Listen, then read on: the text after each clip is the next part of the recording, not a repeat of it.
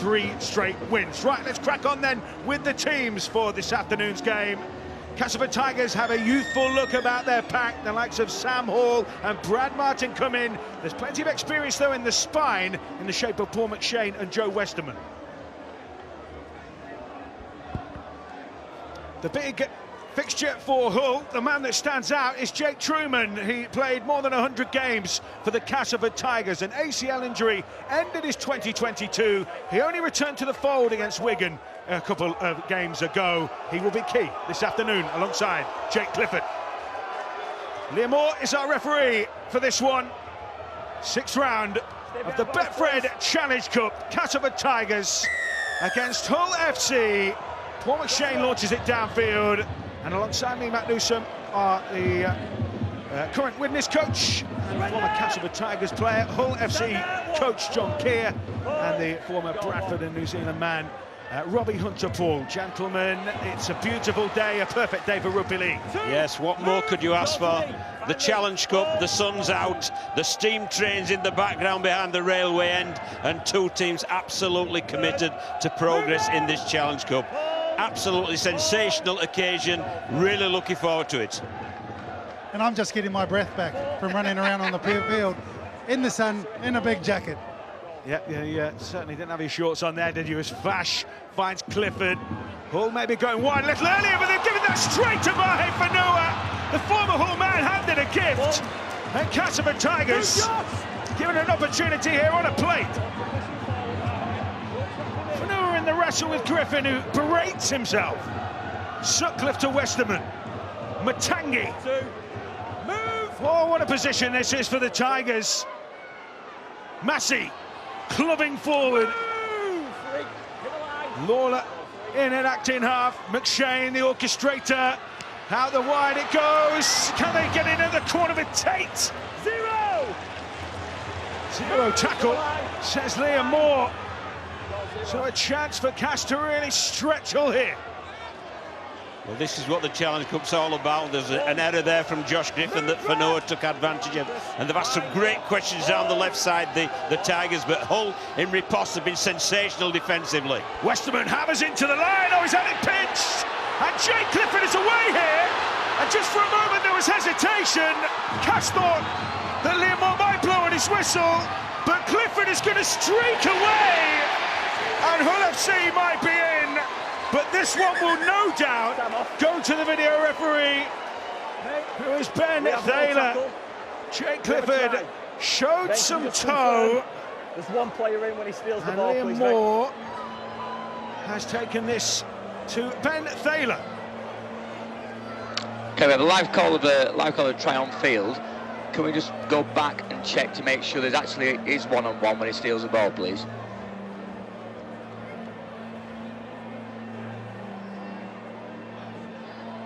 Right, I need to go into that because it clearly...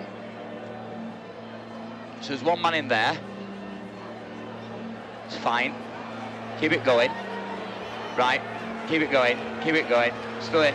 Right, pause it there, please. Go back nice and steady on that one. And keep it going. And if you pause it there, you can clearly see, if you pause it there, there is 2 Hull men in the tackle. Thank you, I've now made my decision. So Liam Moore waits. We know that this one, as we await the screen, well, they pointed for try. That's not a try, was it? No, It's not a try. I believe there are 2 men. Josh Griffin was in the tackle along with Clifford. There we go. Yeah, I tell you what, the Hull fans are pretty raging about that one. They're not impressed.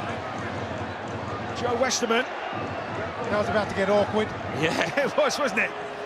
so they've just added no in front of that now, Matt. Yes. We finally had that corrected. I'll tell you what I do like, though.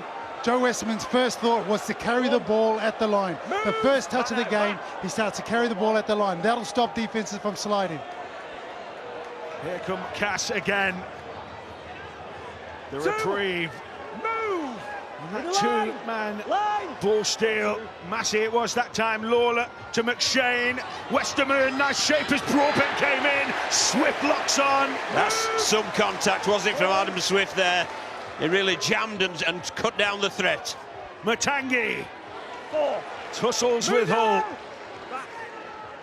They are in striking range here as Hall finds McShane wriggling. That's one in the tackle count. As Lawler with the service. Westerman, now Broadbent, throws the king. Oh, Sutcliffe has spilled that one, and Cass will get the ball back here. Yeah, plenty of pressure, isn't there, from the Tigers? I think it's probably the third set on the bounce, inside the 20 metres. So a real opportunity, and they're really moving the ball, Robbie, aren't they? And asking questions on the edges, but it's noticeable both Hull edges are jamming. They're both coming in and they're trying to kill the play. And that might be a tactic that Castleford they've identified. They've come down this right-hand side, Broadbent out the back. The outside heavyweights, but Broadbent hasn't been able to get the pass away. Need to keep at it. McShane, here's Broadbent again chiming in on the opposite side. All holding firm at the moment. Strewing across their own line, Lawler put himself down a cul-de-sac there. Cash nice to within a couple of metres away. Plays short to Massey. Oh, Sartai was in there, had to make that challenge. Lawler, now McShane drifting, Matangi back on the angle. Matangi finds Broadbent, lovely hands, Turner with the pass. It was all shaping up there for the Tigers, but the execution just lacking in the end. It's been a telltale sign of the Cass Tigers all season. They've created spaces, they've created opportunities, but their final pass seems to be going to ground. I've watched them 4 times a season live, and it's the same telltale sign every single time. Plenty of energy, a lot of players turning up in the right place, just that one little bit of execution. Yeah, and I think as well what's indicative of Hull's recent improvement has been the defensive effort, Matt, because that was sensational there. They've defended a number of sets on their own line and come through the other side with 0 points. There's Houghton to Fash with his mullet straying in the wind, and now they've gone wide with Twimavave. Castleford sharp off the line in reply. Skipping across the line. Flash wetting at first receiver. Sartai's there as well. Some punishment up the middle here for Cass. Sartai to Clifford. Oh, he almost got lassoed. Houghton. Now Jake Truman. Now they'll have a dig with Lane. Expect that today. I expect that today. A lot of little passes going on. It's the conditions for it. It gives players confidence. Up goes the bomb from Truman. Broadbent underneath it, and the minute he took possession, there was Danny Houghton. That's a great take, first of all, from Broadbent. What great discipline from Houghton. First of all, he was onside at the kick, and secondly, as the receiver received the ball, he absolutely nailed that tackle. You know, I expect that they'll do a lot of bombs today to Broadbent. He's traditionally a halfback. You know, he's filled in at the fullback role, so it's not, they're watching those balls go up and down. Take it from someone who's been in that position, it becomes a very lonely day. Yeah, and as you see these teams in the warm-up these days, I saw Clifford putting up bombs. You saw Tex Hoy putting up bombs. It's going to be one of those days as Westerman gets the kick away this time. Behind it, Tex Hoy. First real test of his grasp for this afternoon.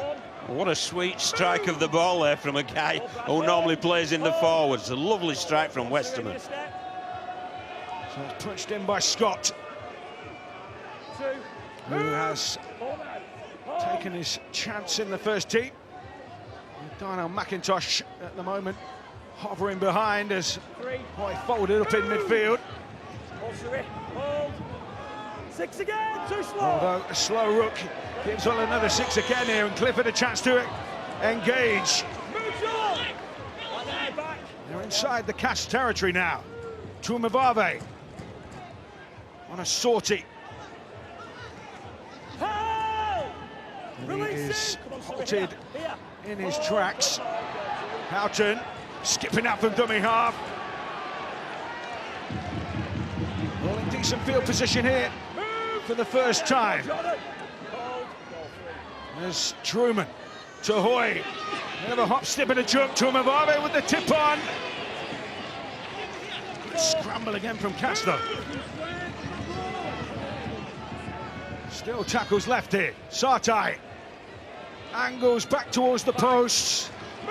Last one in the set. Houghton, Truman. Nice from Hoy. Swap off for Griffin! Josh Griffin drills through a gap. And it's a try for Hull for the former Tigers man.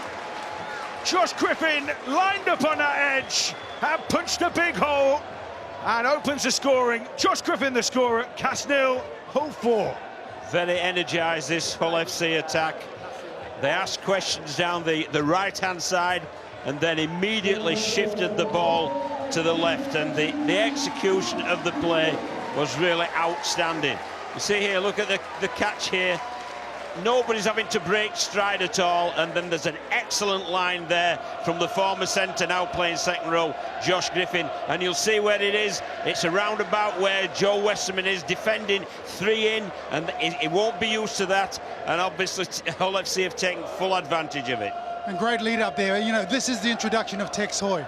This is, Tony Smith was saying before kickoff, that this was his ideal spine anyway, with Jake Truman, Jake Clifford in the halves, with Tex Hoy out the back. And what does that option give you?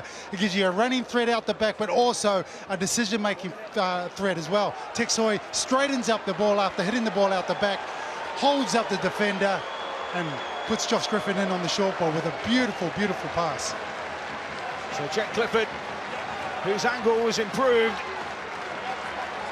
by Josh Griffin's put down. That's the chance to tack on the extras here. Clifford in front of the Weldon Road end, makes no mistake, and Hull have a converted score to their name. Yeah, absolutely delightful execution here. Just look at the passes from Truman there. They're hardly breaking stride. And that was a team really in sync. They used it in the build-up, the guys down on the sideline, about Hull FC being connected. Well, that really was a connected offensive play. So Hull have the lead. Damien Johnson's got some news for us. Yeah, Matt was just having a chat with Adam Pearson, the Hull FC owner, before kick-off, and talking about how things have turned around in recent weeks for Hull FC. He said, I've just simply left it to Tony, and we're seeing the fruits of Tony Smith's labours with that fine defensive set and that try from Josh Griffin. So yeah, it'll be a happy Adam Pearson at the moment. I understand Lee Crooks is in the stand, who represented both sides, of course. There's Vash.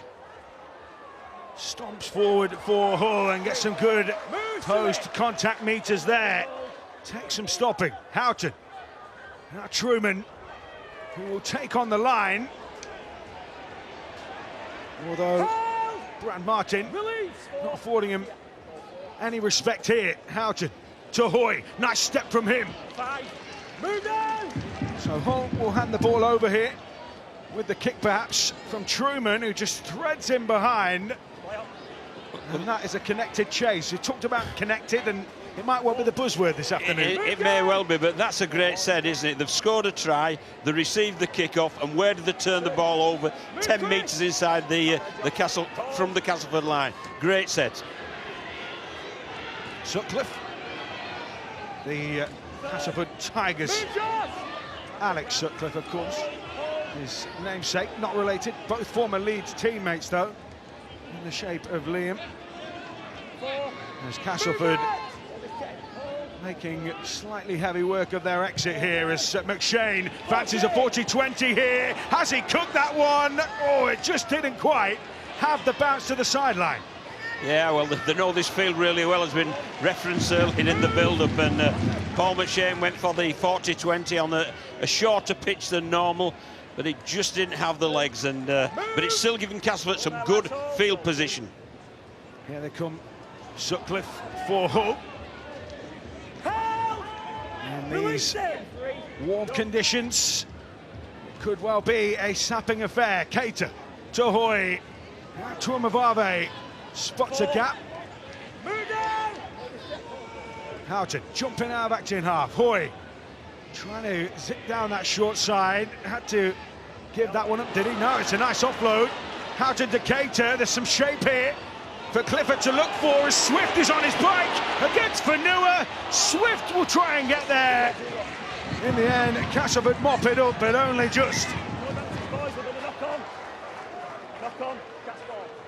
Yeah, well, some good play there. It was a good kick, wasn't it? Backing Adam Swift against the man at Maho Vanua, because he's a big guy, the Castleford right wing, and he has to turn. And obviously Hull FC read that with a great kick and chase into the corner, but Castleford head and feed, so it should be their possession. Yeah, I'm liking everything that I see about Hull FC at the moment. There's no panic. The halves are all talking to each other. Tex Hoy's turning up in the right place. Even when they push the pass there, in tackle, in contact, the layers were there. They had the players out the front, players out the back. The options were available, and nothing is scrambled. It all looks controlled.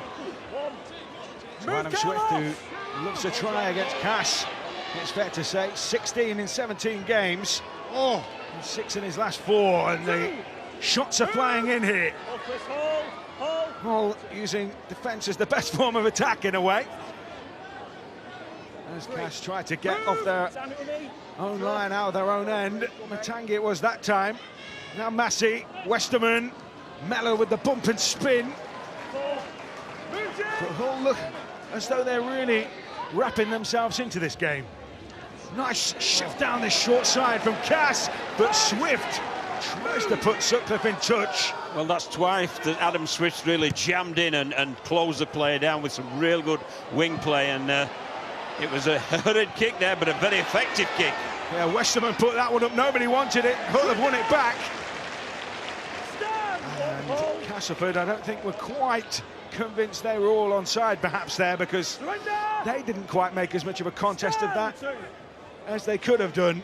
And as a result, Hull get the ball back here, and then they get a penalty for offside. That's one thing that you cannot afford on a day like this and on a short pitch such as a Cas pitch, is you really need as good field position as you possibly can have, and you need possession, because the more the opposition got possession, the more fatigue sets in yourself. And in summer rugby, we're into that ugly part of the game. 15 minutes after kick-off, where adrenaline's not there anymore. Fatigue starts to take over. This is where you really got to control the speed and tempo of the game, and at the moment, that's all Hull FC. Cass's early marauds downfield. The tide has perhaps turned. Clifford. Now Hoy. Little shape there from Sutcliffe back against the grain. Hoy waits. Again, they are in the red zone here. Keita. Slightly dubious flight trajectory that time, perhaps. Houghton to Truman. Truman goes in alone. Well marshalled that time. But on the back of that, here comes Sartai. Has one go. Keita. Jordan Lane being held out by Turner. Gets the kick away. Oh, that was bounced down.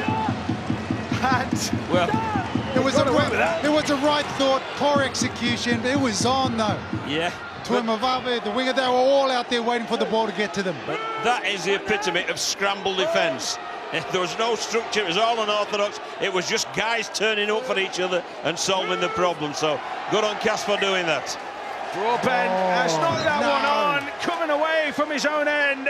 Hull's pressure, Hull's intensity has won them the ball back here. Let's go, JK. Tell us what's going through your head as a coach right there. You've just scrambled, you've just got the ball back, and the first tackle, you drop the ball. Yeah, well, obviously there's an element of fatigue in there, Robbie, but what they must do, they must make sure that this is a clean defensive set. By that, it's a successful one, but they don't give any further penalties away. Claim the kick, and then they've got to get to the end of the next set. Absolutely vital. But it's interesting to see here the shape that Hull are setting up with. It's a 3-3 defensive split from Castleford. Hoy has gone off to that right edge. Truman comes in. Hoy's lurking out the back, and they got that one wrong. That's what you'd ask for, Robbie? Yeah, that's what you want. You put the mocker on that Hull FC attack, didn't you?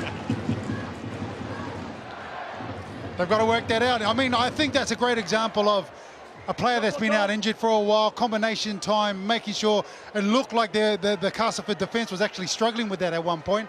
Just again, poor execution on that last pass. Keep working, boys, with me. Yeah, and it was your guy, Tex Hoy. He came from the left side of the scrum, didn't he, to the right to create a 4v3. So, and it was on. Yes, it was on. They'll be disappointed with that, but now it's Castleford's turn. They must look after the ball this set. Absolutely essential. Looking to use Mahe Fanu as the battering ram, but Sutcliffe stood behind that one. Mellor's turn. Move, down back. But at the moment, Castleford Tigers yet to clear halfway. Westerman Third. crashes forward. No space being afforded. The line speed from Hull is sharp. Right off the line, and Hall has managed to get that one away to Edwards. Numbers. And now McShane streaming through. McShane with the dummy. Little ball round the corner there. And they are making way through Martin. What a lovely piece of forward play there from Sam Hall, the youngster. He opened that gap up. Well, he was tipped there, dumped on. Move, hit the line. Dropped before he went over the horizontal.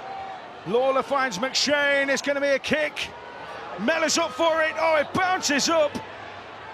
And in the end, a scruffy end to the set from Cass. But they have shown that they can open this whole team up. I mean, that's been the tale of Cass's season so far this season. Opportunities created, just not being able to execute at their final pass. I think the youngster, Robbie, that Sam Hall, will take great heart from that. You know, an inexperienced player playing such a big match and came up with a really good big play. Yeah, good soft hands on the loose forward. Bit of ball playing. Move down. Very much a part of the classic Cass blueprint, really, as Sartai just looking to pick any gaps. He had 2 or 3 pops at it before he was put down. Well, this is the last one here for Hull. On halfway, and Clifford just this time looks for the ground. And I think that was a kick that says, I'm going to give my pack a break here. Yeah. Well, it's not bad, isn't it? We were talking about games like today, when you're playing in the sun and it's your first real summer rugby game of the season, it's about you controlling the speed and tempo of the game. And like we've been talking about, really it should be Cass that we're going after that, because they're the team that are having to scramble to make up numbers, players out of position. They should be looking to put the ball out and control when the tempo is up and when it's down, but it's all Hull FC at the moment.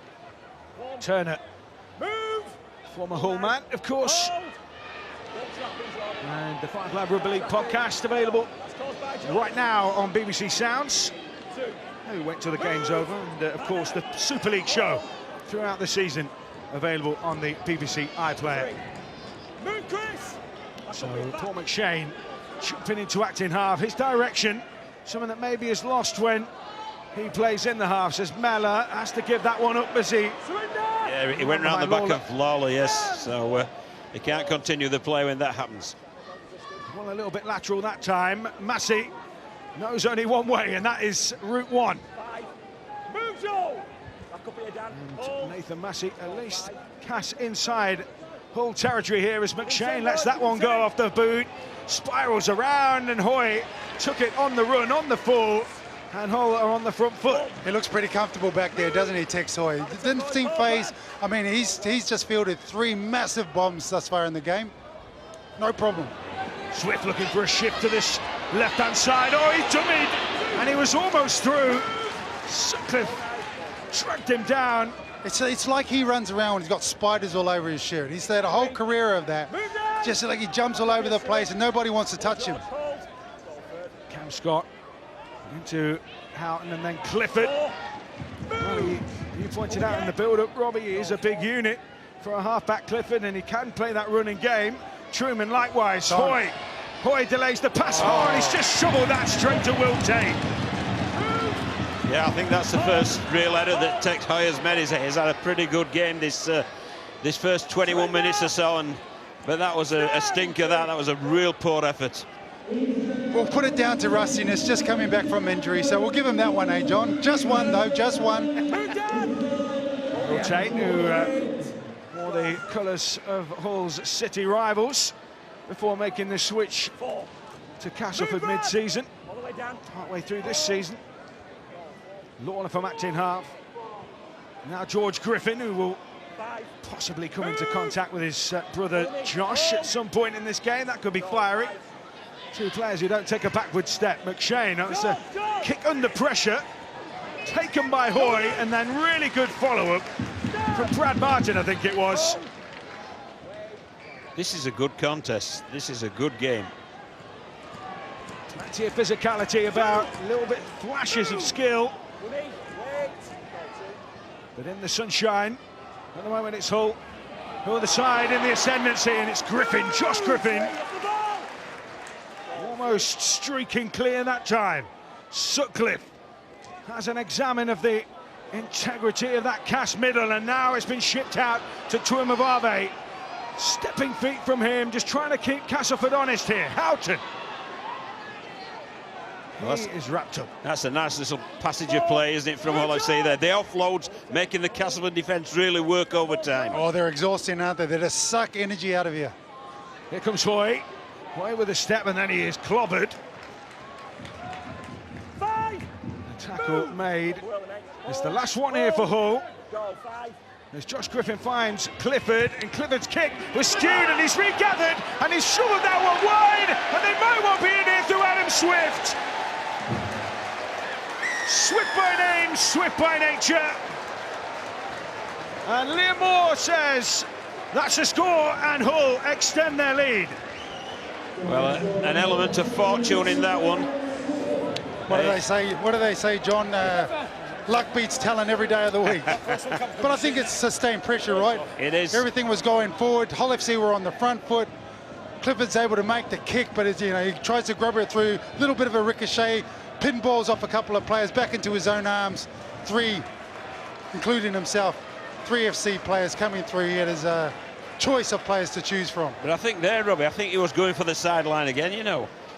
And it's ricocheted off the cast defender, and then obviously taking full advantage of that. And Adam Swift, who's been really good in this first quarter of the game, is the one that benefits the most with the 4-point try. Yeah, as you say, the push was there for Hull on the back of the fortune for Clifford. But taking advantage of those chances when they come is at the moment what stands between these two teams. Both have been in each other's defensive ends. Hull have plundered the points, and Jake Clifford setting himself on this left-hand side to make it a 12-point ball game. He's taking his time here. Is Jake Clifford, and he has sung that one beautifully. So it's a 12-point lead. I tell you what, he's confident in his kicking. Because if I was a kicker, and the way I goal kick is I'm so hopeless, I definitely would have hit Liam Sutcliffe on the inside and asked him to go around underneath the post. But he's backing himself. He thought, no worries, we'll score out on the edge. I can kick this. Crucial part of the game, this, though, for Castleford. Really is, you know, 2 scores down, 12 points to 0.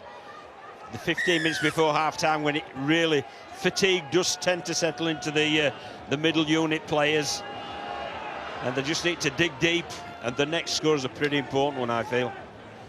So as Hull have made it 12 points to 0. Let's hear from Damien down at pitchside, who I think is feeling the heat. Yeah, just a word about the temperatures down here, Matt. Officially it's 20 degrees, but at pitch level it feels an awful lot hotter than that. And interestingly, there are no plans for a water break for the players. They can be ordered by the team doctors, but they deem it so far not to be hot enough. But unofficially, it's scorchio. As long as you're getting the water, Damien, that's all we're bothered about. As Jordan Late is tackled just shy of halfway. And Hull FC into their groove. Sartai. Oh, he picked out Martin in the line. And it took 3 to fell him. Now Truman, given time to get a kick away. Tester at the back for Broadbent, which he passes. Yeah, good take from Broadbent, but again, Hull FC after points. They've turned the ball over deep inside the Castleford half, so it's good rugby league from the Black and Whites. Move down. Ball now. Castleford Tigers, who has The magic touch here. Sutcliffe, the latest task, but they're running aground on some of those big whole shoulders for Nuer. Looking to turn that tide. So plenty of force in his wake as Lawler. Oh, he couldn't get that pass away. There's another tackle burned through. Last one here for Cass. Now kick from inside their own 40 through McShane. And it's a kick that splits the fullback and winger. But has it got too much on it here? It has. Just unlucky. Well, he split the fullback and the winger, didn't he? And it's interesting as well to see with Castleford that Kane Robb's on there for that vital hooking role, and that's allowed George Lawler to go into his more orthodox middle unit player. And the first introduction of Kane Robb sees him floored by Carlos Tuimavave. Swift's turn. Hall trying to quicken up the pace here. Catch this Cass side. And maybe they're puffing a bit. Truman gets it away to Tuimavave. Back against the grain with Scott. Dizzying array of angles as Martin drops Jordan Lane that time. Jack Brown is just on and he's straight into the fray. Houghton picking that short side. Lane barreling forward. I'll tell you what, Matt, they're really making use of those short sides, aren't they, Hull FC? Big shape on this left now. Truman, now Clifford. Out the back comes Hoy. Sutcliffe with the hands. Swift! Oh, is that another perler for the personal collection? Well, Ben Thaler has the opportunity to decide Hull's fate here. It will go to the video referee. Right, we have a live call of a try. We're just checking the touchline, please, and the grounding.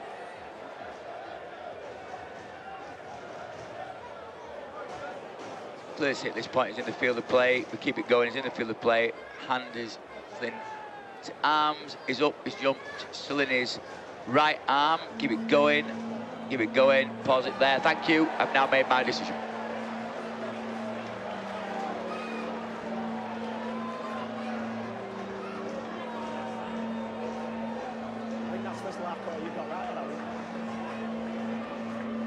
So here we are, there's your confirmation. It's the right button. They got that one right this time. Adam Swift certainly got it right. 18 tries in 18 games against the Castleford Tigers. It's fair to say he loves playing this team. And one of those games was a hat-trick back in 2015. And if he's in this kind of form, you wouldn't bet against him getting one today. Well, it's a thing of beauty, isn't it? When you see a wingman like that finish off a try, you know, his whole body's in the air and he's got one hand grip on the ball just so he can plant it just inside the in-goal area. It's an absolute thing of beauty. Absolute top quality finish from that guy, Adam Swift. And again, it was from a really good... They looked at the short side, then it was a big shift, and the stripped Castleford of numbers for an exquisite finish from Adam Swift. That's coming from the chairman of the Wingers Union, by the way, John Kerr. So Jake Clifford composing himself in the shade. He's probably found the one part of this pitch here at Weldon Road and the host jungle where there is a little bit of relief from the sun, and he has pulled that one. So there's no third conversion for Hull, but they are in a commanding position here. And will Andy Last be a little bit worried about his side?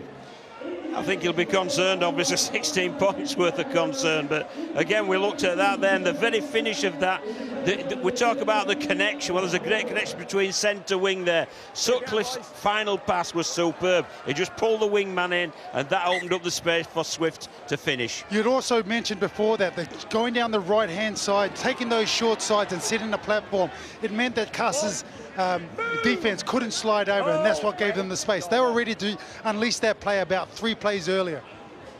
Brad Dwyer is on for Joe Cater, by the way, and he will certainly add a little bit of jump from acting hard. From this position, he will pick holes.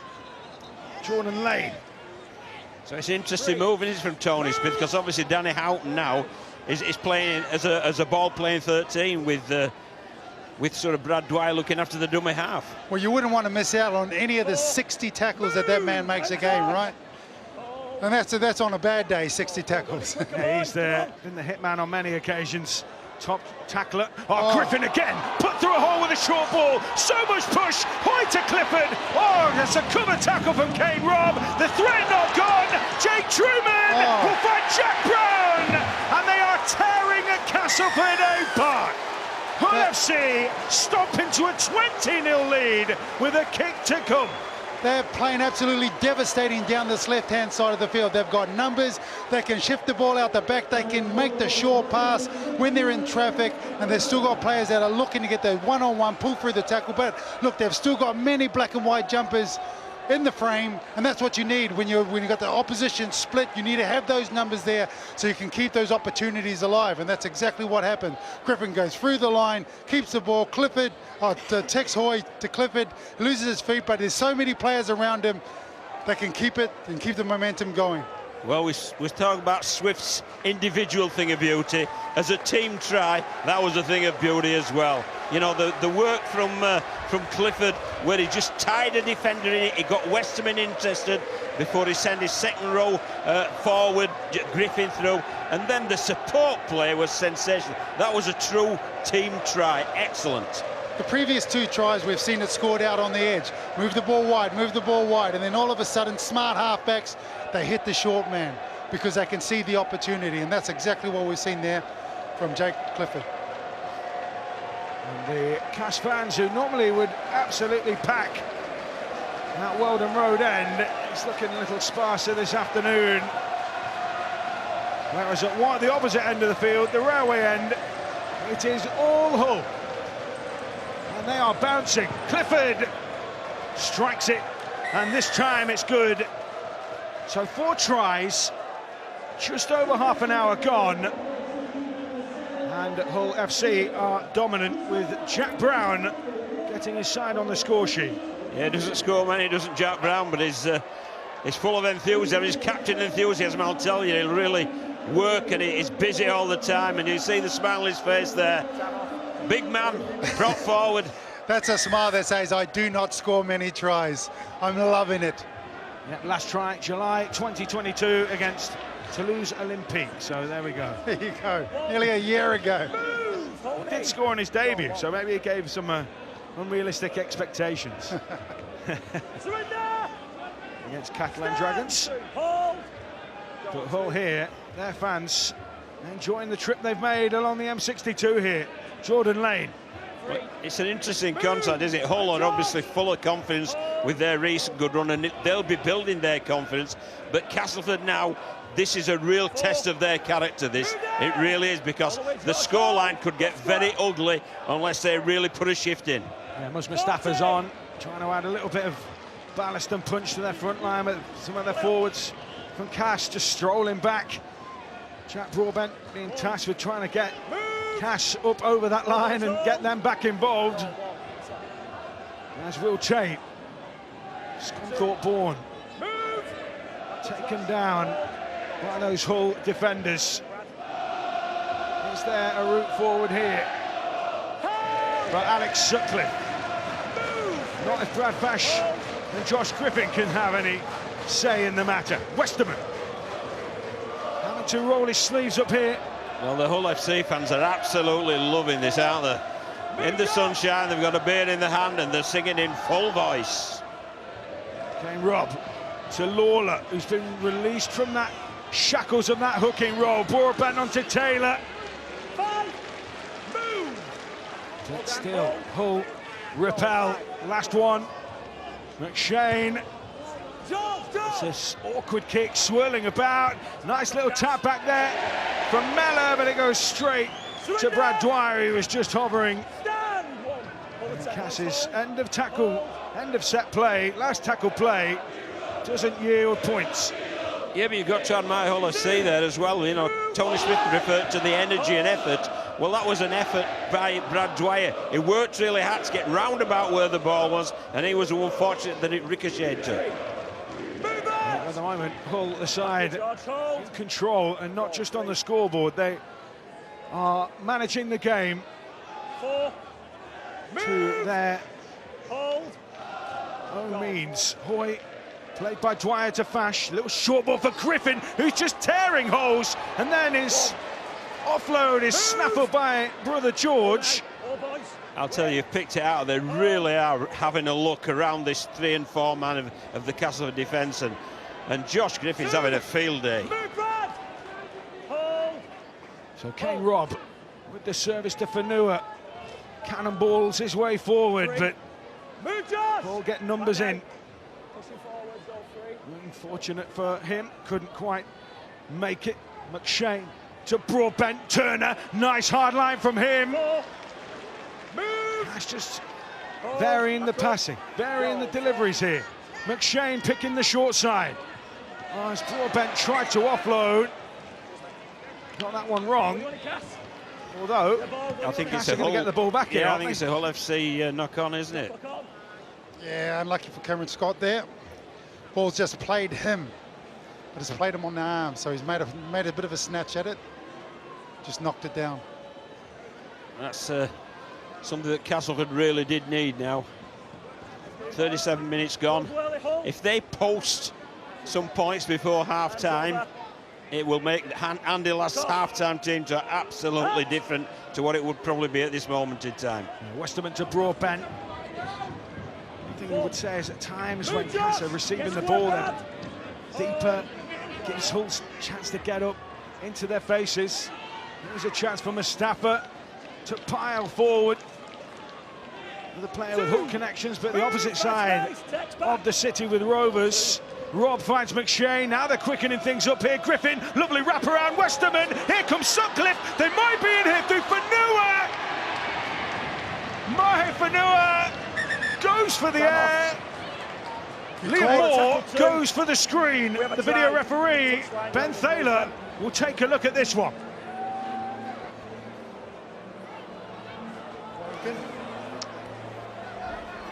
Like a live call the try. Infield at this point, ball's in his right hand. Keep it going nice and steady. Player's coming in to make the tackle, there's no foul. Going looking at the right foot. Just keep it going from here. He's in the field of play clearly. Still in, still in, still in. Ball's it there, thank you. I've now made my decision.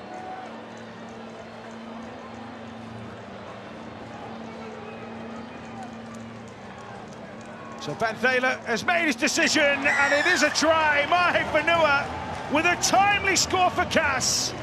It certainly gives them something to hang on to here. 2 minutes to the break. They are on the board, and Mahe Fanua has scored against his old club. Yeah, very, very important there to provide some positivity in the changing room at half-time, and it was some nice interplay there with McShane that opened up the space for Fanua, and the big man out there, he won't be doing the acrobatic finishes, but he'll just be saying, try and shift me over the sideline, and they couldn't. I think Tony Smith will be a little bit upset about the last 2 sets that Hull FC played. They pushed the passes on a couple of times, handed the ball over. If you want to defend against any Super League team, you know, 3 back-to-back sets, especially in these conditions, you're going to give up some points, and that's exactly what happened. Yeah, finally, we saw that off that wraparound play, which has been a real feature of Cass's play from Darryl Powell days onwards. Yeah, it's Paul McShane's pet play, isn't it? And it worked to perfection there, but unfortunately for Castleford, Paul McShane missed the conversion as well, so it's a 3-score difference, but that's a sight better than a 22-0. As it's taken in off the kick-off by Tate. George Griffin takes that from a standing start. It was converged upon by black and white hoops, the irregular hoops of this Hull FC kit, famous the world over. Move! As Martin tackled that time. Turner playing with a bit of zest here. Move, square back. Not a lot of time for Cass to strike again before the hooter, but they have certainly shown that there is a bit of bite about the Tigers. McShane to Westerman. Oh, it's a little bit deep that time. Well, they're going to smother this. Hold! Release! And eventually Sutcliffe taken down just shy of halfway. Westerman puts boot to ball. Oh, that's pitched awkwardly. Patted back. Tex Hoy has taken control. And he needed to too, because Cass were looking to cause a bit of chaos there. Yeah, they need to get a hold of that play. Any ball going up in there, one of the wingers, a fullback, someone's got to come in, put their name on it and catch it. We all know what happens when the rugby ball hits the ground. It can go in absolutely any direction, so that's something they're going to need to fix. And so, oh goodness me, not quite over yet in this first half. A Hull penalty. Not the cleanest of challenges that time to finish the half. Well, there's two alternatives here for Clifford. It's definitely a penalty because his legs are above the horizontal. He can try and buy as much territory from the kick into touch, then they could go for a drop goal from the tap the ball, pass it once and drop goal. Or they can just put a Hail Mary up and just chase, a full team chase. So He's going for the drop goal, I think. He's out the back.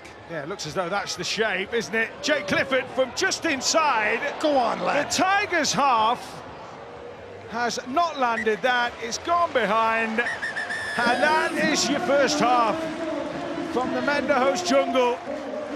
Hull FC have a modicum of control here.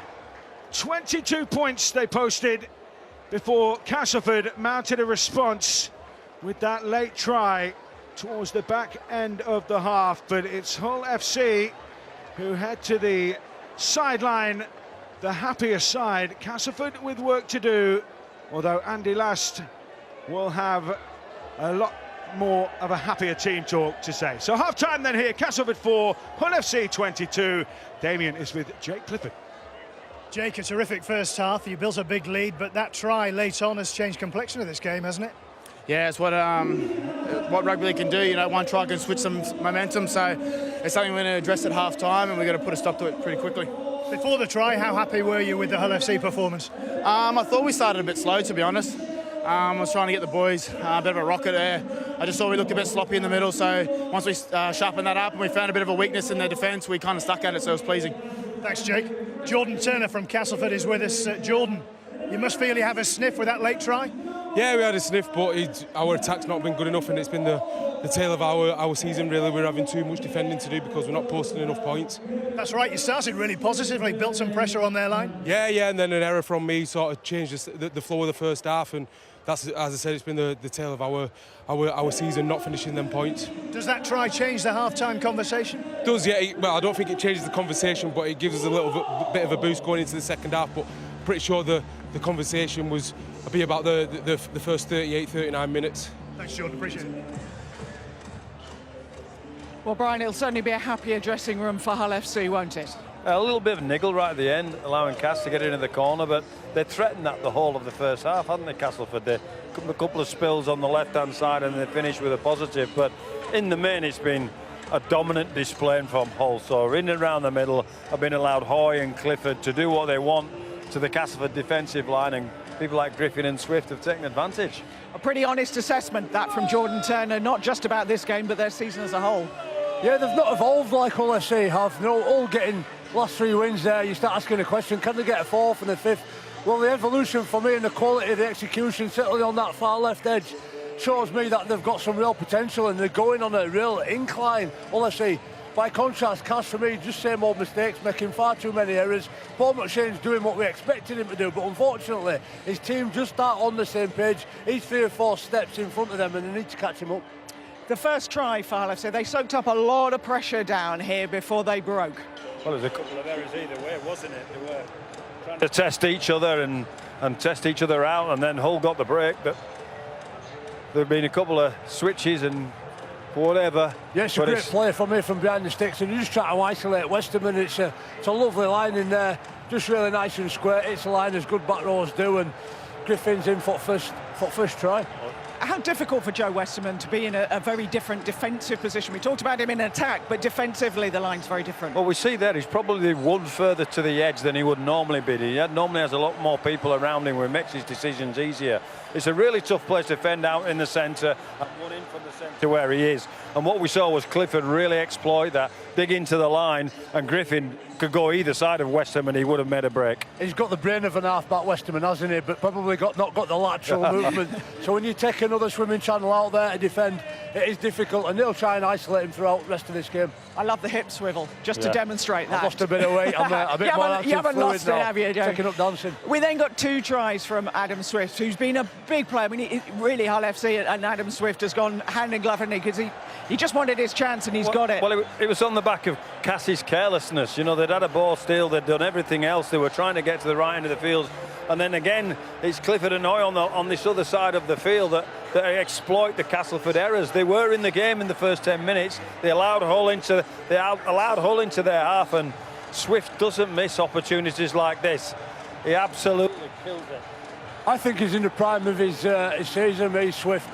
In the way he's playing, his execution on the end of plays, and look, it's what's going on 2 or 3 plays before that. For me, that makes the difference. But I've really liked Ulashi's confidence, just trying something out. He talked about look, you make your own look in this game, and Clifford's had some wonderful moments up that left edge for Ulashi, and just makes it easy for Swift to put them points up board. The second try, I mean, I love watching these finishes. Yeah, these wingers do it for fun, don't they? But it's brilliant every time you see it. Well, it's box office, and it's brilliant to watch, and Adam Swift's as good as anybody at this, but they're given the opportunity because of Cassie's lack of belief, if you like, about keeping all of that in the field. But the finish from Swift is absolutely sensational. Yeah, when you get beat on the inside like we saw on that first try, the temptation is you can start being a little bit tighter and overcompensating, worrying that they're going to get you in that 3-man, and Swift exploited that, and just world-class finishes. The kids that come and watch the game want to see moments like that. When we talk to Tony Smith, he talks about this team building, and both of you have said, you know, while we're watching this game, they just look that much more connected. You can see it starting to come together, and that 4th try was a beautiful team try. Brilliant team try. Must have been through 10 pairs of hands. And as they said in the commentary team upstairs, that's the connectivity with the ball. People pushing into holes, people actually looking at offloads and where they can make some effort. Clifford and Hoy connecting with each other. Tries back at the middle, he's ankle tapped and falls over to Clifford, but there's plenty of black and white jumpers in the frame. That's it. Brown in the You've middle. nailed it, Brian, because Tony Smith used to say, pause the picture at any play, and if you've got more of your home shirts in the picture, some good things are going to happen. And just look at them all pushing through. He used to play the push-through support game for moments like this, when you get tackled right at the death and just numbers flooding through, and there are lots of options for them to score and get 6 points. Is that the kind of thing you work on the training ground, that kind of trying, or is that one of those you just see it as it happens? Knowing Tony particularly and the way that performance coaches like him work, they play games like this to replicate what might happen in the field and how you have to support each other and move both sides of the ball. This game's about what you do off the ball as much as it is what you do with the ball. Castleford had chances, didn't they, early on? They started really, really well, but as Jordan Turner said, they just keep leaving points out here. They bomb tries. Yeah, and listen, I've been critical physically of where they're at, Castleford. And this is an example. I think a winger gets that sort of ball, you've got to finish it off. You're talking opening moments of a game. Mahir Fanu should be fresh and nailing that, turning it into 6 points. But they kept attacking and running, and we talked about the more Hull FC have to make tackles, the tighter they're going to get. But again, on the edges, his quality's just not there. Ball ends up in touch. But this kid, we said he'd keep running, and they did, fighting. And look, Cass, it's all about errors for them this season. The top of the league for most errors. You can't score points without the ball. And in a sudden death game, you've got to take your opportunities. They make a break here and finish the play in the corner. They're just a bit sloppy. I think the expression is they don't finish it. When they do get the opportunity in there, they should do that. And watch Palmer Chain, he's ready to play. He's ready to play, it's on. He's got numbers, but his team just aren't on the same page. And he sprays him and he tells him exactly what he thinks about it. But he's got to persevere. Well, here's the pulse. They've still got a pulse, Cass, and when they execute really, really well, both West Ham and McShane go at the line and find the finish for the winger. And it gives them hope. This is the pulse that Castleford has. If they can get to the right parts of the field against this vigorous Hull FC team, there's still a chance. I suppose the question is, can they do that often enough? Well, they've got to do if they want to progress to the next round, haven't they? They've got to keep creating those opportunities and just be a little bit on the front foot. Jimmy Peacock spoke about it yesterday really well. It's all about little micro decisions. And I know they get harder when sun's beating down in your head, but if you want to win silverware, I love the fact, just as you say that, a cloud comes across. Yeah, that's me. A little bit cooler. Well, we will be back out for the second half shortly, but there's plenty more BB Sport across the BBC this weekend. You can see England's second game in the men's European Under-17s Championships against Netherlands tonight at 6:45 on the iPlayer. Match of the day 2 will have highlights of all of the day's Premier League football, including Man City versus Chelsea, over on BBC One at 10:30 with Chappers. Keep up with all of the latest news and views from the world of rugby league with our podcast. You can listen to that on BBC Sounds, and don't forget that we will have the draw for the quarterfinals of the Challenge Cup after our match here at Castleford has finished. Well, let's catch up on some of the highlights from the other Challenge Cup ties that have been going on this weekend. And let's start with a classic game between Catalan and Warrington, Brian. Well, in many respects, Ashton was the difference. What a finish from him. And they've produced a bell ringer of a game over in Dragons territory in the south of France. Great 2-score lead. Yeah, Williams, the boys. Unbelievable, hasn't he? He's been world class all season, been the difference. And when he runs, good things happen. Duffy puts in right through up the middle, let her post a few more points. This was always going to be a massive contest. They played Catalan down in Catalan at the start of April, and it was a really tight one there. But look how many involvements there are in this, Brian, this sequence. Well, the Dragons won't go away, will they? McMeekan, particularly, who's playing on the edge, probably favourite, has 2 or 3 touches in play, and they're really testing the Warrington red to get back into the Tompkins, jinking out of the line as he does, and they eventually get themselves a breaking in at the corner and game on. What a finish that is. Balls on the pitch, but everything else this week. Lots of power, lots of strength, agility, and again, just sneaking down the short side. Real good pass selection. Not so good from Tom Johnson in the dive there. Still picking grass out of his teeth, but it converts that into 4 points. There was never more than 2 points between them, and the Catalans here will think they've got the game won and dusted because they get in at the corner in a typical Dragon-style play. But no, the Warrington team weren't done. They had still something in the tank in the 79th minute, and Ashton, that boy Ashton again, dived in the corner. Look at the euphoria on the Warrington players. What a game. And it was a points fest between Salford and Huddersfield. Well, defence went round the field in this game. I think Salford won it twice. They went 20 points up. Then Huddersfield kept clawing back in. I think they got it to within 2 points. And then Salford went again away and were 40 to 20 points up in front themselves. But then the Huddersfield Magic, who have Theo Farge, who's massively important to the team, most of their players back on deck, a 42-40 classic. Yeah, I've loved it. Right at the start of the season, people were talking about Huddersfield and Salford. You couldn't weigh up which was the better team. 2 very different identities. Salford have really pressed on from last year for me. Posted a lot of early points in this game. But you see how Huddersfield won't go away. They've still got the talent, still got the skill and ability to score points. For me, too much of a good thing. Too much variation. Good to see Tharge back out there. And it shows with that score, 42-40, that it was a great contest. But ultimately, Salford got the result. Well, you can get all of the results so far from the weekend on the BBC Sport website. Let's get across to Damien, who's with Tony Smith. Tony, a lot of things to admire in that Hull FC performance, but how irritated as a coach are you to see them go over in the corner late on?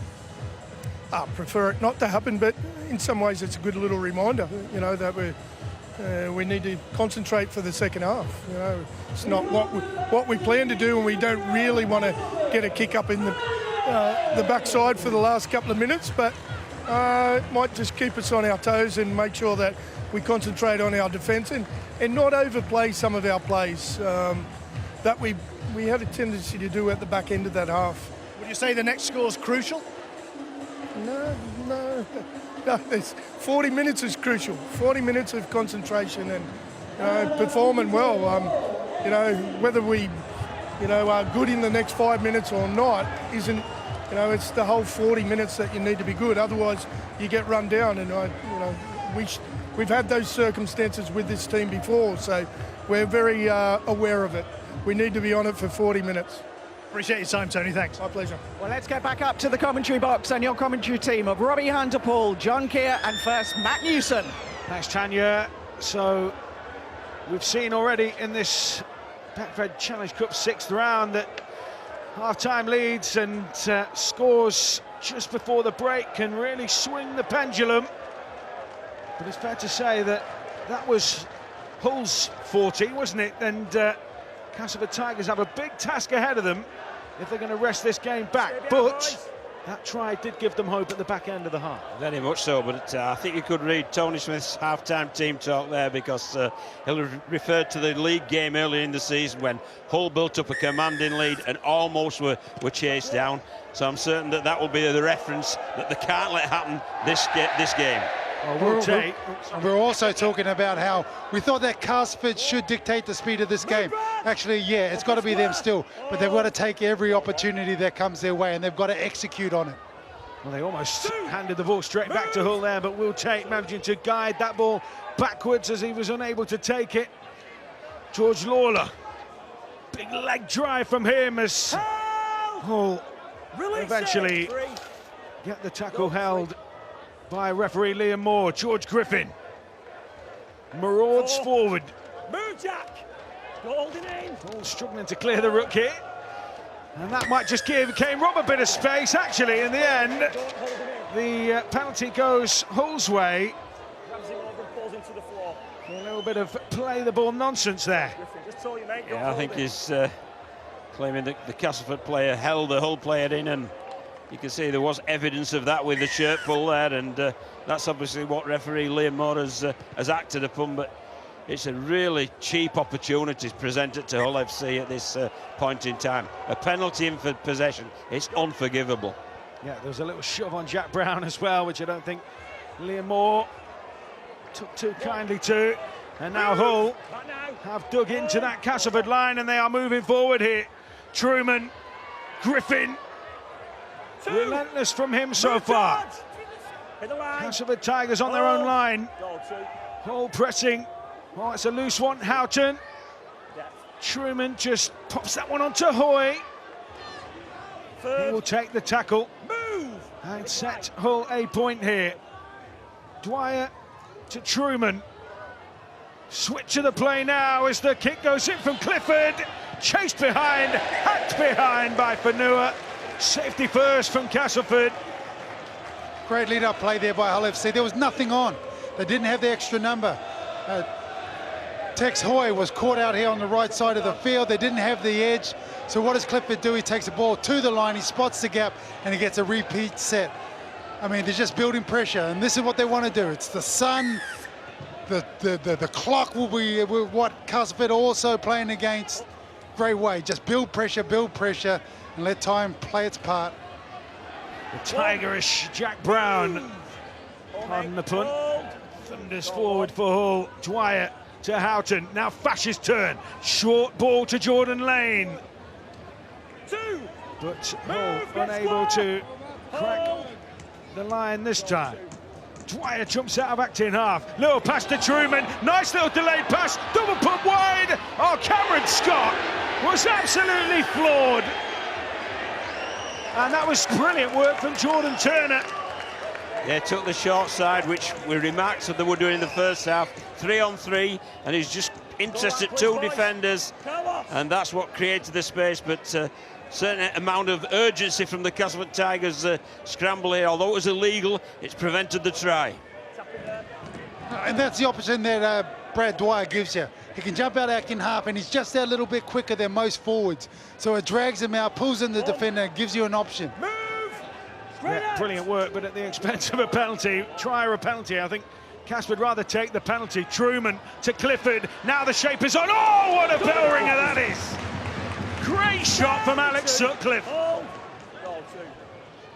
Now Jack Brown. Thudding forward. Hull in range. Hoy has peeled away to this right side. Houghton.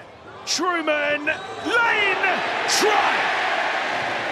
Beautifully worked by Hull. You could see it opening up. Cass just couldn't scramble, and Jordan Lane streamed through a gap, and Hull exert their control again in this second half. Yeah, and it's on the back, is it, of a Castleford penalty in possession, and then a repeat set there from Clifford, who's having a big influence on the game. But that time it was his fellow half-back partner, Jake Truman, who just interested the Castleford defenders and just engaged them, and a lovely little bounce line there from Jordan Lane, went in at the defender, then away, and just took the ball into the gap and over the whitewash. Everything in the first half came down Hull FC's left side of the field. Everything in the last 4 minutes has gone down the right side of the field. They've overloaded in numbers. Tex Hoy's come over to the right. He's decided I'm going to play on the right-hand side of the field in this half. They've created an opportunity for a try scoring, and then they've also scored a try. I don't know, maybe Jake Truman went in at halftime and said, come on, boys, I want to play as well. Let's come to my side of the field. Well, it's working. Yeah, Jake Clifford in front of the Hull fans this time in the second half.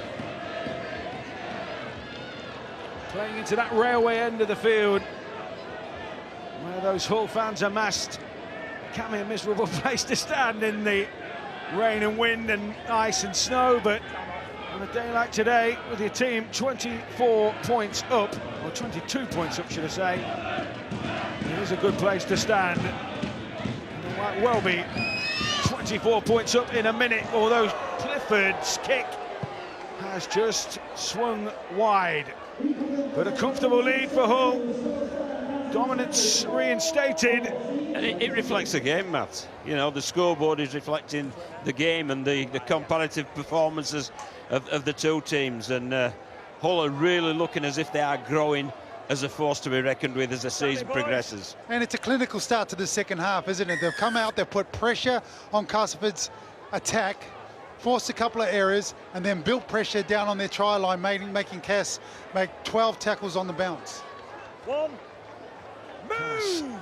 Defending in the Hull half here, Mustafa and Lawler. Brad Fash, who is a tireless runner, will just keep knocking on the door. Hold. Dwyer poised. Houghton takes that into the teeth. Now Lane, buoyed by the try. Move, George! They're inside Cass territory now. Dwyer looking for a chink in the armour. There wasn't one there. He's in the mood, though. He's in the mood, isn't he? When he starts jumping out acting half, he's sniffing something. Houghton picks up off the back of that, right behind the ruck, right where that space is. Puts in plenty of traffic and plenty of mileage down that defensive part of the field. Cut out ball for Sutcliffe. That's a delicate kick. And Swift was sniffing the hat-trick. But in the end, Mahe Fanua did well just to mop that one up for the Tigers. He did really well because he's a big man, and to turn and get down as quickly as he did. But look at this defence from Hull FC. It's a marvellous turn from a big man just to get in before Swift does.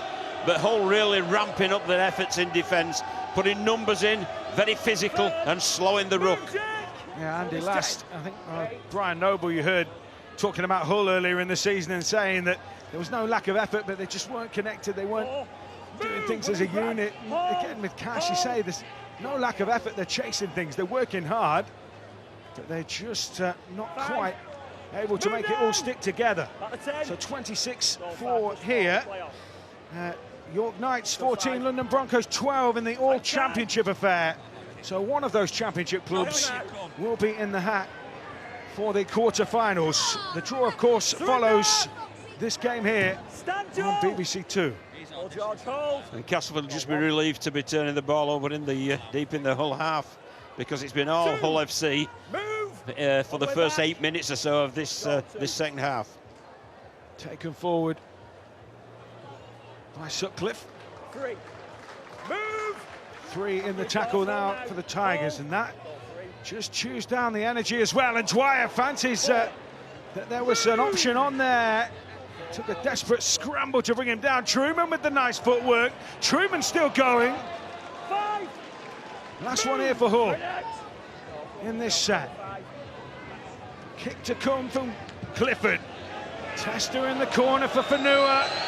Oh, he got up there and he brought that down. He's lost the ball. He's lost it, and play continues. Liam Moore then blows up. I tell you what, that penalty couldn't have come quicker for Cass. You've got some tired forwards in the middle of the park there. They're walking back. They're struggling to get up at marker. They're getting beat at marker. That's why Houghton, that's why Dwyer jumping out acting half at the moment, because they're getting quick play the balls. Everything's starting to speed up for Hull FC and getting a little too quick for Cass. Some kick to touch that, though. Fully 45 metres, isn't it? Yeah, they know this pitch well. Sutcliffe, Alex Sutcliffe. One out stuff from Cass, though. Kane Robb stalks his way to the play the ball. There is some push, there are options. Mustafa, under the wing, little pirouette from him. But Hull keeping Cass at arm's length here. Rob wants a quicker play of the ball. Now Westerman, nice out the back. McShane, Lawless spills it. You can see it building, but it's that execution again at the crucial time.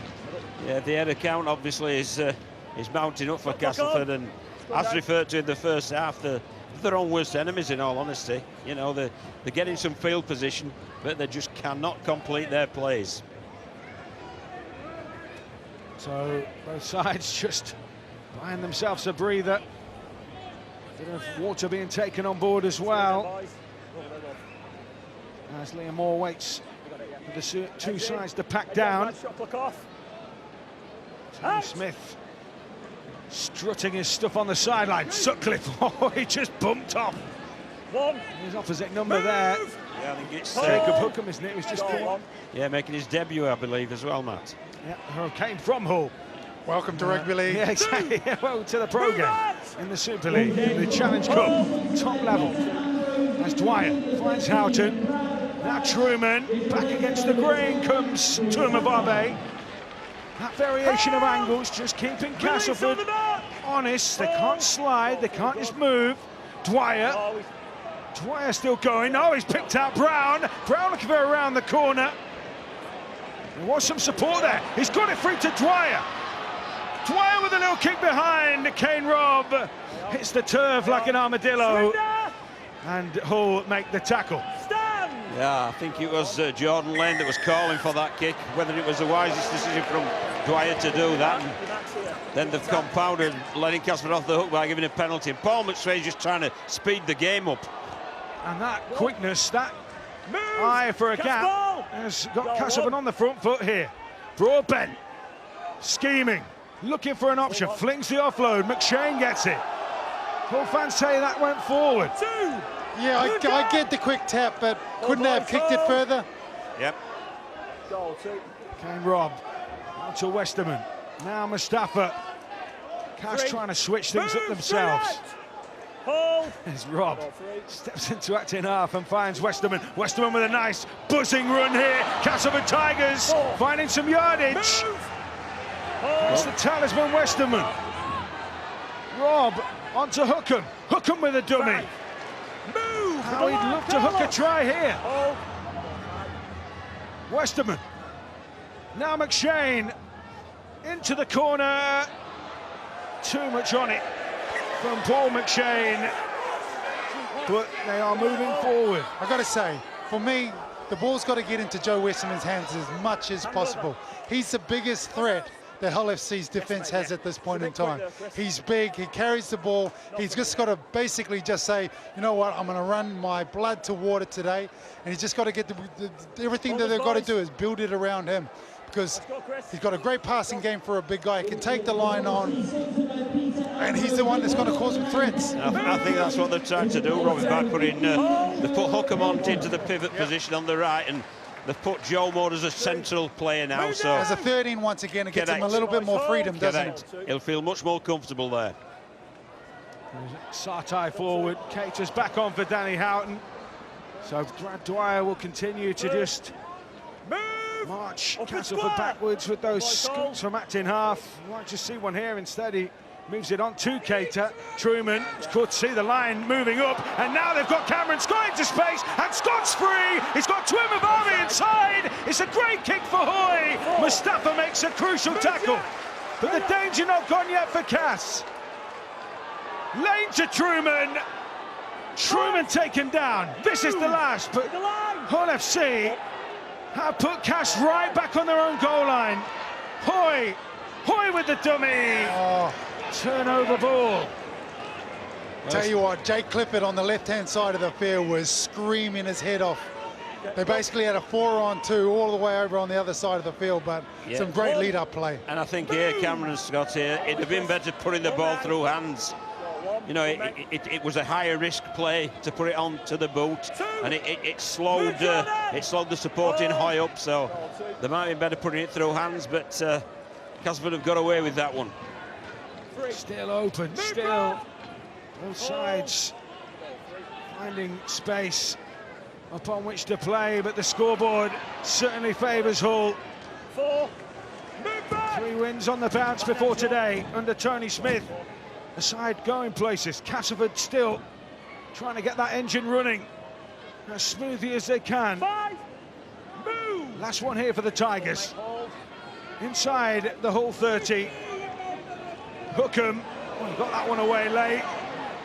And it's an awkward kick though. And he had to take that behind their own goal through Cam Scott. And he just about wriggles his way into the field of play. He did well ultimately, didn't he, Cameron Scott? As you said, it was an awkward kick because of the pressure that Hull FC put on Jacob Hookham. But this needs to be a defensive set when Castleford stamp their authority. They've had 2 sets already. Get off the line and really work hard. Swift. 3. Tackle. Move. Back up. Inside his own 10. But Hull, you can see the push. They come up as a line. Sutcliffe again. It's an awkward shape as well. Played a bit of loose forward in his time and halves, centres, full back even at one stage. Jack of all trades.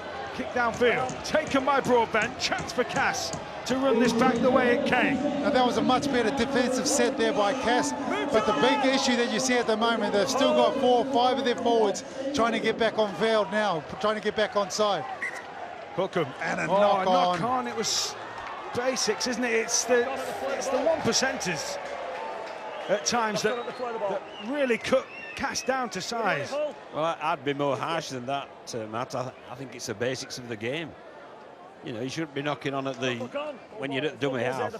It's a simple, it's passing off the floor, isn't it? He's not trying to pick it up on the run. We've all been there before, but what it is you're thinking ahead, a play ahead of yourself. Concentration's always got to be on what you're dealing with right there and then. Getting a clean pick-up of the ball and releasing it. Heads down. As Damien was saying, okay. Hot down there. It'll be a coach feeling the heat in the coach's position for Andy Last and co. Move now!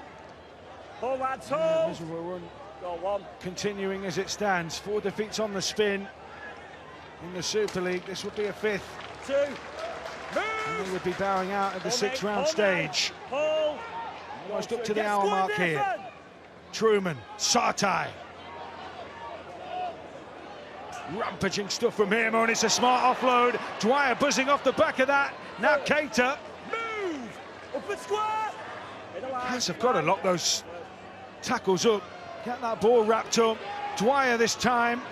He can almost reach out and touch the goal line here. As Cater finds Clifford. The kick rolled through. Oh, it was almost finished by Griffin. Fingertip stuff from him. Cass survived. Yeah, drop out though. A lovely little kick once again by Jake Clifford. He's having an absolutely fantastic game. But he's reversed the decision and he's given Josh Griffin offside in front of the kicker when he kicked the ball. But the execution of the kicks are excellent from Clifford consistently. And it's the reorganisation with Tumavave leaving the field. Griffin's gone into the centre. We've got another debutant in Nick Stavely wearing number 31 coming on.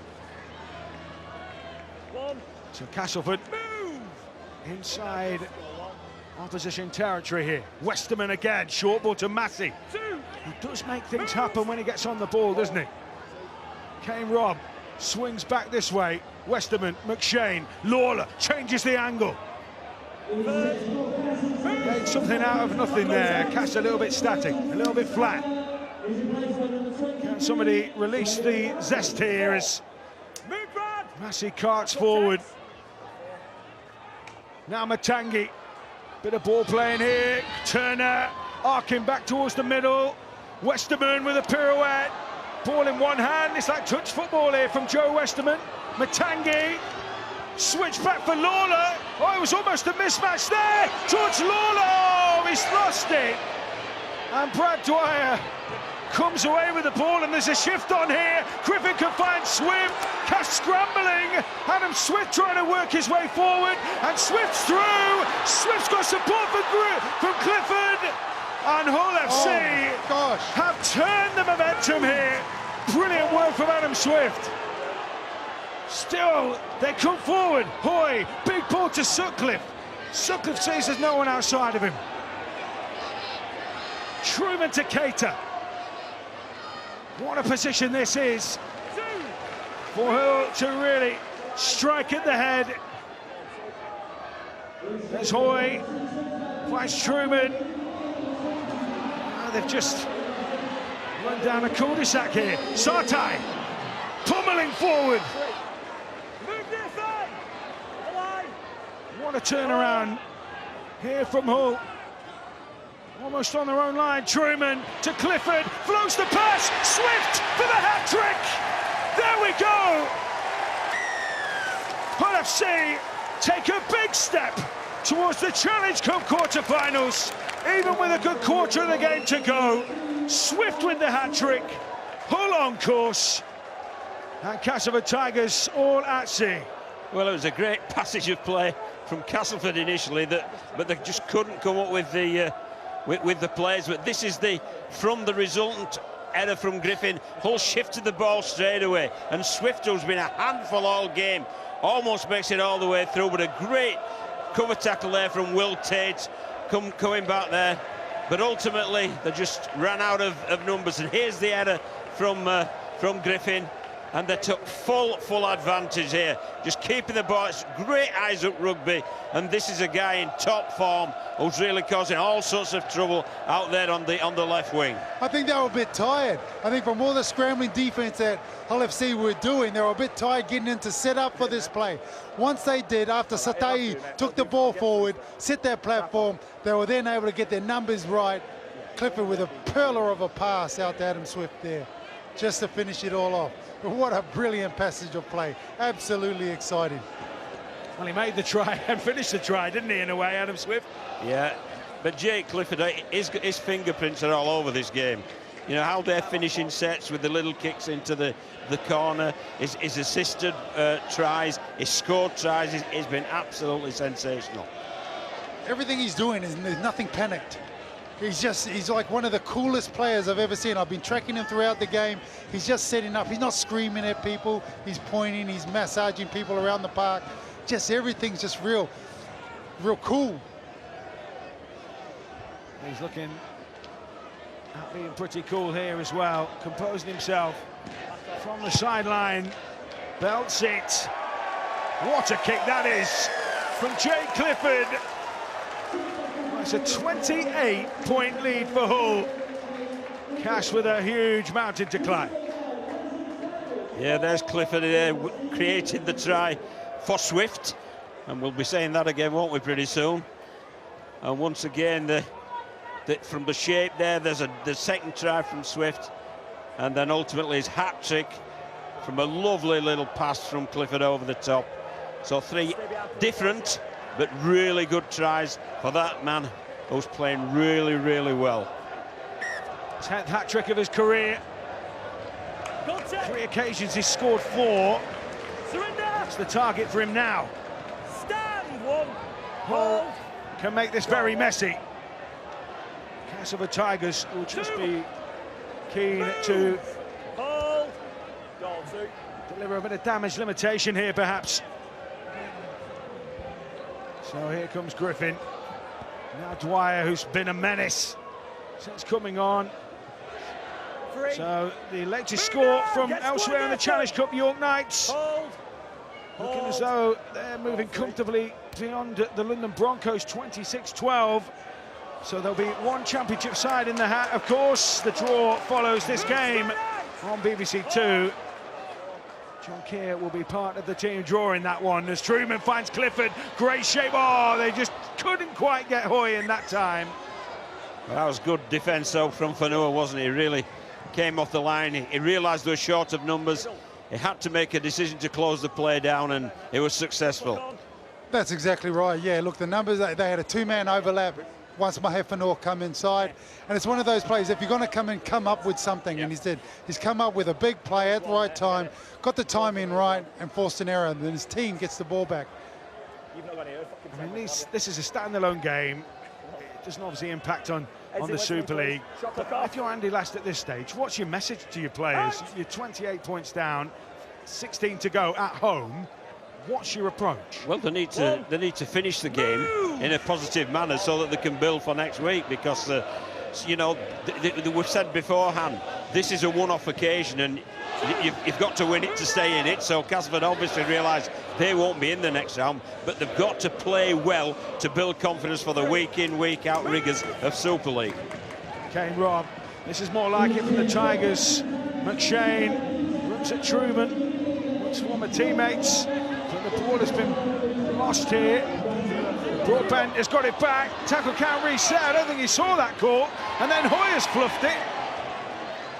Well, he's a lucky man. He's a lucky man, is Jack Broadbent, because the tackle count was wiped clean, so they're a full set of 6, and he kicked the ball on play 1.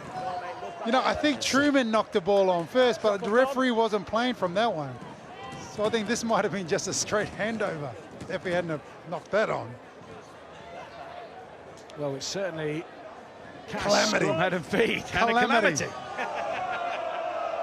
Well, it's Castleford head and feet. They've split their attack 4 and 2, so they've got an extra man on their right-hand side against the 3 men of Hull. And McShane has gone round to that right to make it 5. Oh, Hookham almost had his head taken off there by Clifford. And that's why they were offside. So a tap penalty to come. Mallow was lining up for it. It'll be Westerman instead. Now McShane into the line. Broadbent spun it wide, and Tate forced back in field. Move, Leon. Ball, Chris. Turner hovers. Broadbent, who is one of those X-Factor players in this Castleford Tigers lineup. Massey. Route 1 from him. Laying a foundation. Rob to Matangi. Matangi with a bit of dummying, double pumping. Thunderous charge from the former Warriors man. Scooped up by Rob. McShane out to Westerman, who, as he was double treble pumping, was wrapped up, but he's got that one away. Hookham engages. Paul just not allowing any gaps. Or lateral. Massey runs into Jordan Lane's shoulder. Last tackle. They've had a full set nearly in Hull's 10.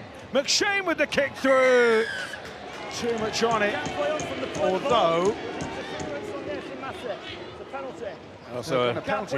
Play the ball, but there's interference in the rock. Cast penalty. I was about to say, that's the sign of a great team. When the team's in a great place defensively and offensively, when they're playing well, they hold out. Well, we'll see if they can hold out another 6. Massey takes the Tigers within inches of that stripe. Rob, now McShane, wrap-around play, that oscillates some numbers. Hookham, it was batted down by Griffin. They'll have another dig here, will Cass. Well, this is a case in point where they build the confidence simply by building pressure in a good ball position, and then ultimately hoping that through good play and good execution they come up with the points. Do they need a score though, John? Yes, they do. I agree, Robbie. Yes, mate, yeah. So this game going well away from the Tigers on the scoreboard, but they're enjoying a purple patch here in terms of possession. From the scrum, Rob finds McShane. Turner, to Broadbent, great tip on. Tate will pick his way through. Awesome. Brilliantly worked try. Brilliantly worked try. Castleford Tigers get a second. It's a small step towards their redemption, and it comes from Will Tate. And it was just what the doctor ordered, wasn't it? And then really, that we've spoken about the poor execution generally. That was outstanding execution there, with the tip-on ball there to Will Tate. He still had plenty to do, but he managed to maintain his composure and prop off his left foot and get over the whitewash. So that's well deserved for this, as you described it, Matt, this little purple patch that Castleford have had. And those opportunities have come throughout the day. I remember early in the first half, Broadbent actually held onto the ball. They had the overlap, they created that space on the edge, but he held onto the ball because I don't know if he didn't back his confidence at that point in time, or he felt it was too early in the game. Nothing to lose. He's got the skills in the bag. Absolutely brilliant. It wasn't even a catch and release. It was just a tip on.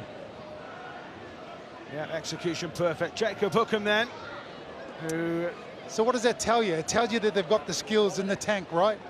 They just need to find a way of massaging that, making sure it only comes out at the right time. And the confidence, Robbie, it's easy to lose confidence, very, very difficult to regain it. So Jacob Hookham can't bend that one in. You could see his anguish on his face as he sprinted away from that kick. But again, lovely execution. Yeah, nice unusual tap play that. The orthodox one is to play the man behind him, but they played the front man, and then that allowed Broadbent to tip on to Will Tate for a good try, a good scrum try. I like the scrum plays, Robbie. Yeah, very rarely do you see tries scored from them, do you? I disagree with that. I think you do. I think fair few. Time it, lads. There was a beauty yesterday, wasn't there, in the Wigan Leeds game? Scissors almost off the scrum.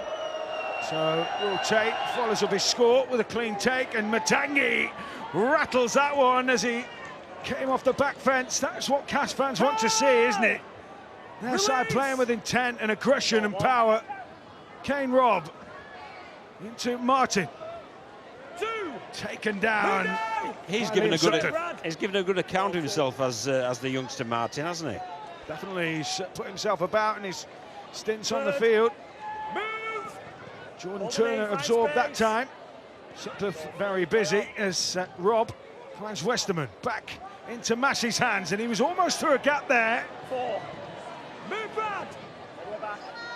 As Rob finds Westerman. Now some shape here as Hookham. Mellor thought about the pass, took the contact instead. Release. But there's a bit more flow to Castleford here. Hookham sends that one high. Get up for it, Up goes Hoy, and Hoy does brilliantly. Marvellous take, wasn't it? Marvellous take. Never took his eye off the ball, despite the pressure of the yellow shirts in his eye line. Move. Beautifully done from Tex Hoy back in the side. No Davy Litton, of course, who has been taking up that role. Release. So Robbie's off to go and do his bit. The Challenge Cup quarter-final draw will follow this game on BBC Two, and Clifford has freed himself with the clutches. He sent that kick in behind. It's a foot race here, and Broadbent says, phew, let's whack it behind. Regroup, drop out. Hull will get the ball back here. And we've just mentioned, haven't we, Jake Clifford's fingerprints all over this game. This time it's a different way. We've seen his passing game previously, we've seen his kicking game, which there's a great example of once again, and he's forced to repeat that once again. He's had an absolute wow of a game. He's had the ball on the string. And from the dropout, Cass tried to win it back, but they've knocked it on. It was one of those where looking to catch a team out, and they almost did. Low bobbler. Yeah, they certainly, you know, as we said before, their effort's still there, isn't it? It just needs to be guided in a more directed manner. So Hull get the ball back here. Paul McShane, forlorn figure, is grafted and giving it his all. So scrum here for Hull FC. 3-3 in terms of shape. Dwyer pulls away. Truman, Sutcliffe. And that time, Jordan Turner jammed in and brought the play to a halt. Truman, Lane's turn, bit of footwork. Dwyer steps forward. Hull smell blood. One big score in front of their fans. Just to complete this, as they go through with Griffin. Griffin! Oh, he's fumbled and knocked on in the process, but that was almost the crowning score for Hull. Josh Griffin, it's fair to say, doesn't agree with that, and he gets sent to the bin. Well, I think Josh Griffin felt he'd scored that. Can't re-grip it the way he does, so knock on. Well, we're going to have a look at it. Yeah. Oh, yeah. Oh, one of those, isn't it? I don't think he quite gets it back.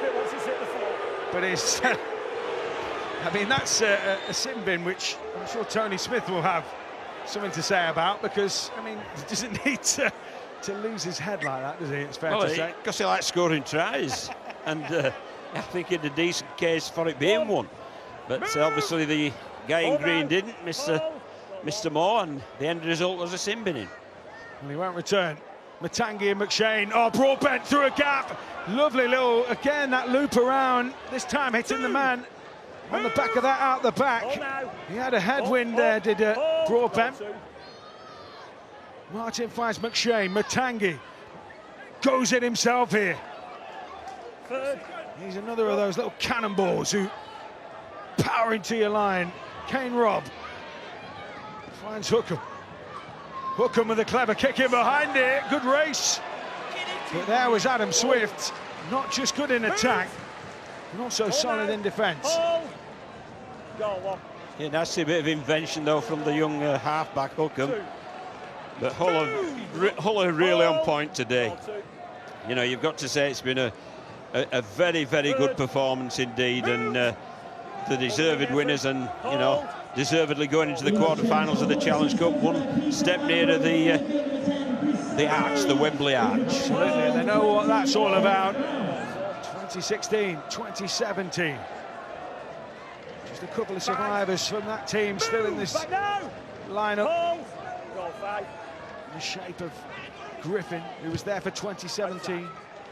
Danny Houghton, of course, a big part of that. Clever kick, though, in behind. That's just a bit of game management there, John, as this game edges to an end. Yeah, well, you know, there's been some great performance for Hull FC. Adam Swift's been great in backfield, bringing the ball out. He's made those couple of crunchy defensively. He's scored a hat-trick.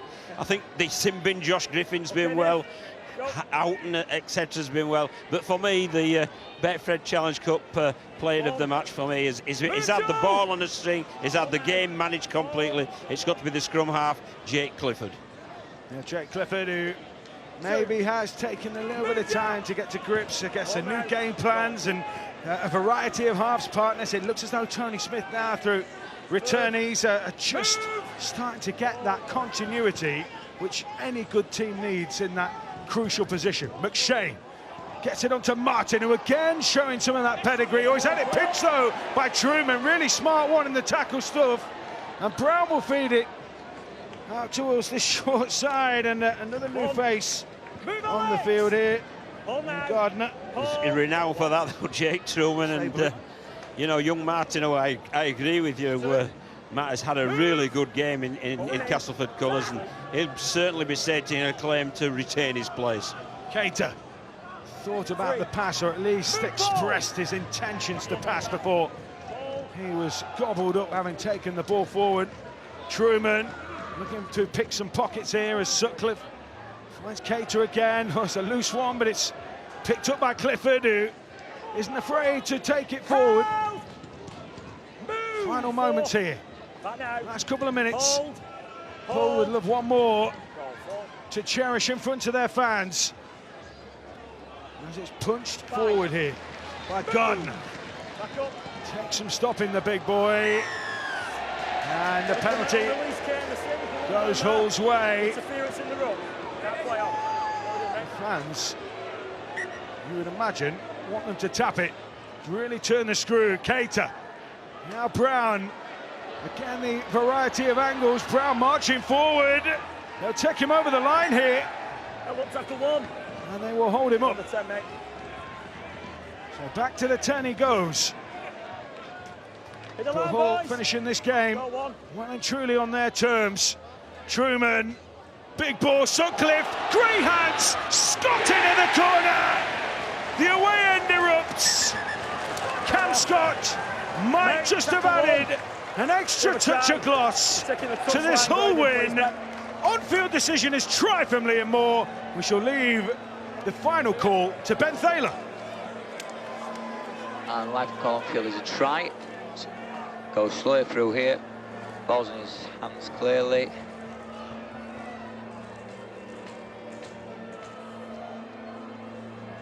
He jumped fine. The ball is in his right hand. His legs are up now.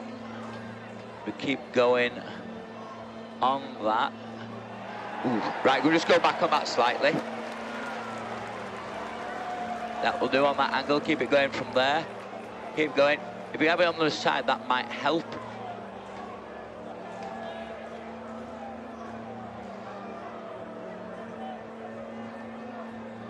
So it's in his right hand. Slowly, slowly, slowly down. I'll lose it there. Can we go back to the first angle, please? This one.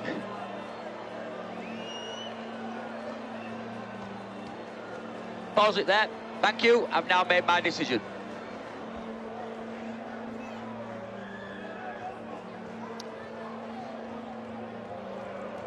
So Ben Thaler has made his call, and Cam Scott, he's denied that little slice of sunshine at the back end of this game.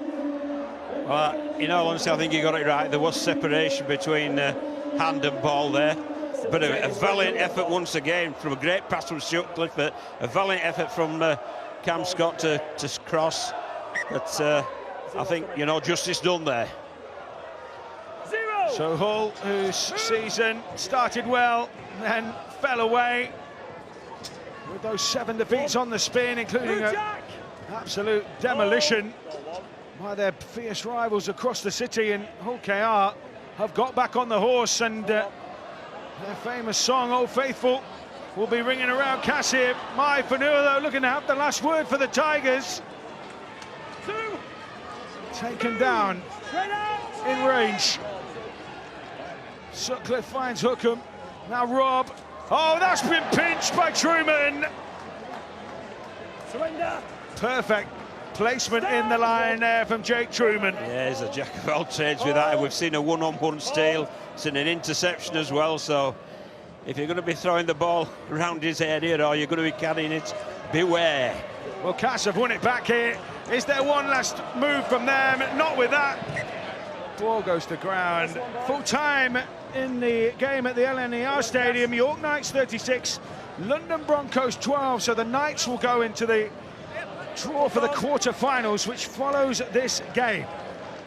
And we're not far away, as you can tell by the clock on your screen. So it's Hull's day by a country mile, isn't it? I mean, they've looked really good defensively. They've looked smooth and slick with ball in hands. They've had players knowing the roles and executing the roles really well. Just been a real top performance from Hull FC. Castleford, plenty of work to do, Matt. That's it, game over. Hull FC have done the job on the Castleford Tigers. Andy Last's visit of his former club, a side which he played for, which he was part of the coaching staff of and took charge of himself, have come here and delivered a bitter tasting medicine. Castleford Tigers' woes continue, but for Hull FC, it's 4 wins on the bounce. They're into the quarter-finals of the Challenge Cup, and life just starting to look a little rosier for Tony Smith. Hull FC have dominated this one. Castleford Tigers 8, Hull FC 32.